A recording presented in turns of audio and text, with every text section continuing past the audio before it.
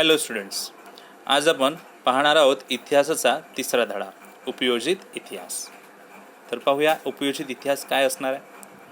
उपयोजित इतिहास या संज्ञेसाठी जणांसाठी इतिहास, पब्लिक हिस्ट्री असा पर्यायी शब्दप्रयोग प्रचारामध्ये आहे. भूतकाळातील घटनांसंबंधीचे जे ज्ञान इतिहासाद्वारे प्राप्त होते त्याचा उपयोग वर्तमान आणि भविष्यकाळात सर्व लोकांना कसा होईल याचा विचार उपयोजित इतिहास या विषयाद्वारे केला जातो. म्हणजे भूतकाळात घडलेल्या घटना वर्तमानात आणि भविष्यकाळात उपयोगी होतात याचा विचार इथं करणं अपेक्षित आहे. वर्तमानातील सामाजिक आव्हानांवर उपाययोजना करणं, सामाजिक उपयुक्ततेचे निर्णय घेणं यांसारख्या गोष्टींसाठी पूर्वी या गोष्टी कशा होऊन गेल्या त्यांचं विश्लेषण इथे दिशादर्शक ठरतं. त्यास इतिहासाचं ज्ञान आवश्यक आहे.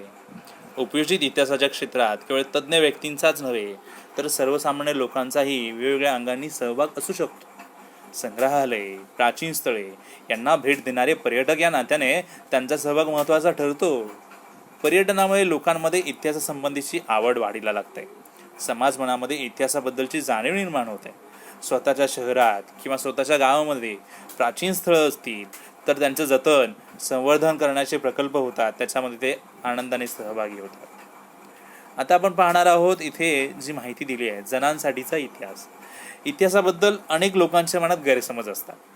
त्यांचा गैरसमज असतो इतिहास फक्त इतिहासकारांसाठी आहे किंवा अशा विद्यार्थ्यांसाठी आहे ज्याचा ते इतिहासाचा अभ्यास करू इच्छितात. दैनंदिन जीवनात इतिहासासारख्या विषयाचा काय उपयोग आहे, काहीच नाही असा त्यांचा गैरसमज असतो. इतिहासासारखा विषय आर्थिकदृष्ट्या उत्पादक क्षेत्रांशी जोडला जाऊच शकत नाही असंही त्यांना वाटतं. असे खूप सारे गैरसमज आहेत इतिहासाबद्दल लोकांच्या मनामध्ये. अशा गैरसमजांवर मात करत इतिहासाची नाळ लोकांच्या वर्तमानातील जीवनसरणीशी जोडणारे क्षेत्र म्हणजे जणांसाठीचा इतिहास. परदेशातील अनेक विद्यापीठांमध्ये जणांसाठी इतिहास या विषयातील अभ्यासक्रम शिकवले जातात. भारतात बंगळुरू येथे Srishti institute of art, design and technology या संस्थेत सेंटर फॉर पब्लिक हिस्ट्री हा स्वतंत्र विभाग आहे. तिथे या विषयातील प्रकल्प आणि संशोधनाचं काम चालतं. तर माहिती नक्कीच कळली असेल तुम्हाला जणांसाठी इतिहास का असणार आहे. तर बघूया 3.2 उपयोजित इतिहास आणि विविध विषयांमधील संशोधन. इतिहास भूतकाळात घडून गेलेल्या घटनांशी संबंधित असतो. वर्तमानात दिसणाऱ्या मानवी जीवनाची घडण ही त्या घटनांवरच आधारलेली असते. या घटना राजकारण, सामाजिक धार्मिक संघटन, तत्वज्ञान, तंत्रज्ञान आणि विज्ञान यांसारख्या विविध क्षेत्रांमध्ये घडलेल्या असतात. प्रत्येक क्षेत्रातील ज्ञानसंचयाचा स्वतंत्र इतिहास असतो. त्या क्षेत्रातील पुढील वाटचालीची दिशा या ज्ञानसंचयाच्या स्थितीवर अवलंबून असते. त्या अनुषंगाने अनेक विषयांच्या संशोधनात इतिहासाची संशोधन पद्धती उपयुक्त ठरते. उदाहरणार्थ पहिला पॉइंट आहे तत्वज्ञान. विविध विचारसरणींचा उगम, त्यामागील वैचारिक परंपरा आणि त्या विचारसरणींच्या वाटचालीचा इतिहास समजून घेणे यासाठी तत्वज्ञानाचा इतिहास अभ्यासावा लागतो. तत्वज्ञान समजून घेताना ते तत्वज्ञान ज्या भाषेतून व्यक्त झालंय त्या भाषेच्या इतिहासाचाही उपयोग होतो. दुसरा पॉइंट आहे विज्ञान. वैज्ञानिक शोध आणि सिद्धांत याचा कालक्रम आणि त्या शोधांमागील कारण परंपरेची साखळी समजावून घेणं यासाठी विज्ञानाचा इतिहास अभ्यासावा लागतो. गरज ही शोधाची जननी असते असे म्हटले जाते. अनेकदा वैज्ञानिक शोध हे मानवी गरजांची पूर्ती आणि जिज्ञासेचे समाधान करण्याच्या प्रयत्नातून लागलेले असतात. त्यासाठी आधी अस्तित्वात असलेल्या वैज्ञानिक ज्ञानाचा उपयोग केला जातो. या शोधांमागील कारण परंपरा, कालक्रम समजून घेण्यासाठी विज्ञानाच्या इतिहासाचे ज्ञान उपयोगी पडते. बरोबर की नाही. पुढे तंत्रज्ञान.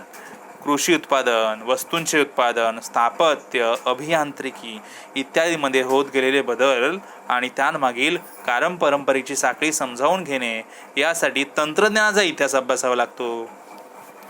वैज्ञानिक शोध आणि तंत्रज्ञानातील प्रगती परस्परावलंबी असतात.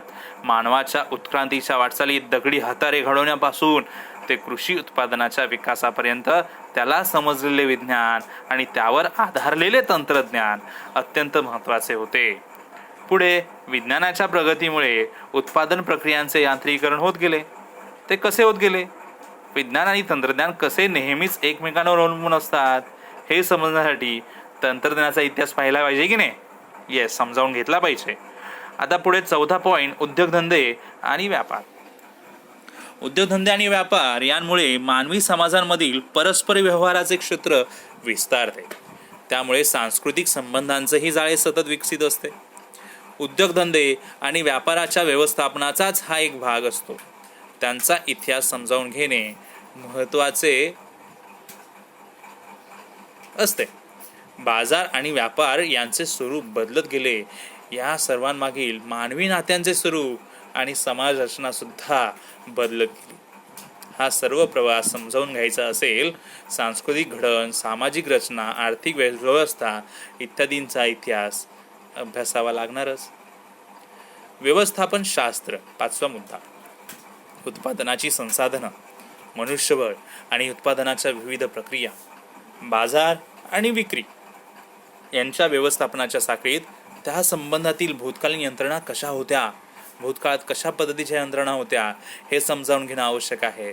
या साखळीत गुंतलेल्या विविध स्तरांवरील लोकांची परंपरागत मानसिकता कशी होती हे समजावून घेण्यासाठी सर्वांचा डोलारा ज्या वेगवेगळ्या सामाजिक आणि आर्थिक संस्थांच्या संघटनांवर अवलंबून असतो त्यांचा पण इतिहास आपल्याला समजायला हवा.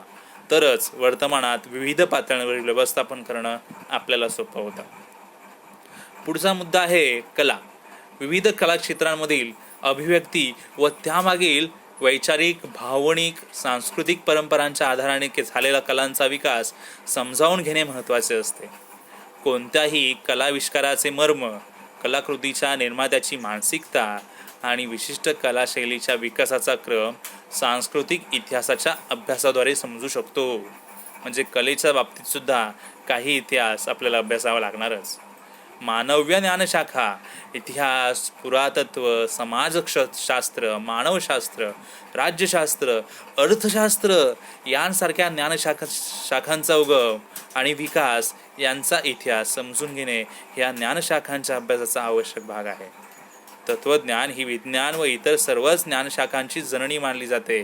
वैश्विक पसारा आणि मानवाचे त्यातील अस्तित्व यांचा परस्पर संबंध समजून घेण्याच्या जिज्ञासेतून जगभरातील सर्वच मानवी समाजांमध्ये त्या संबंधीची अनुमाने लोक बांधू लागले.